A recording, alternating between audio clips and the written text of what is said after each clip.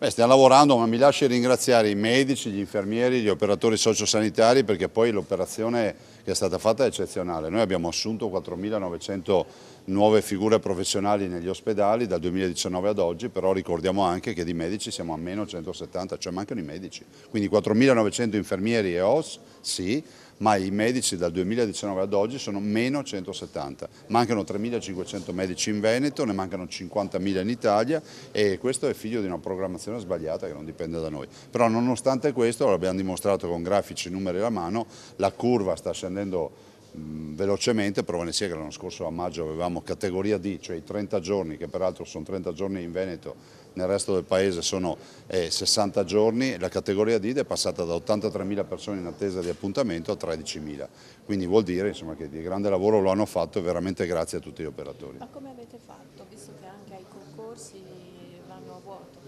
Concorsi ne facciamo uno ogni 3 giorni, vanno a vuoto. Pensi che se avessimo la possibilità di assumere dermatologi nelle visite programmate, quelle 60-90 giorni, non avremo più 10.000 persone ancora in attesa. Questo cosa ci dice? Ci dice che la mancanza di medici lo si vede chiara, però questa cabina di regia che abbiamo messo in piedi, cercando di comprare prestazioni diciamo, all'interno, incentivando i nostri medici e operatori a lavorare internamente diciamo, con un contratto, diciamo, con un rapporto libero professionale con la Regione, piuttosto, oltre a quello diciamo, a tempo indeterminato, piuttosto che l'accesso anche ad altre forme di erogazione di servizio ci ha permesso di affrontare assolutamente questo immane diciamo, problema che è quello della lista d'attesa, che non riguarda solo noi ma riguarda diciamo, la sanità dell'Italia intera e direi anche di tutte quelle sanità in giro per il mondo che erogano servizi come li eroghiamo noi. È un quadro omogeneo per quello che riguarda tutte le OSS, quello che è fatto oggi?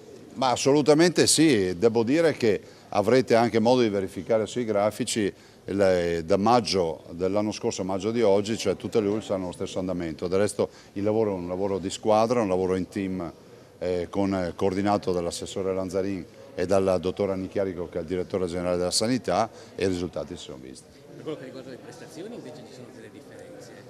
In che senso? Per le prestazioni a seconda del tipo di visita. Ah sì. Beh sì, ovviamente le attese più importanti ce le abbiamo ad esempio sulla oculistica, dove non abbiamo professionisti, dove nei concorsi i professionisti non riusciamo ad assumerli perché non si presentano e ripeto facciamo un concorso ogni 3 giorni e l'altra diciamo, specialità è quella della dermatologia dove anche lì c'è più attesa e dermatologi non ce ne sono, informazione ce ne sono pochissimi e questo creano pochi problemi. Poi l'ortopedia e poi tutta un'altra serie di discipline, però insomma diciamo, i grandi bacini di utenza nei quali si potrebbe performare meglio avendo medici specializzati sono assolutamente la dermatologia e il tema dell'oculistica. Buongiorno, sono Roberto Pincerato, presidente di IODA, il tuo consulente assicurativo. Siamo presenti in Mirano, Chioggia, Orbassano, Torino.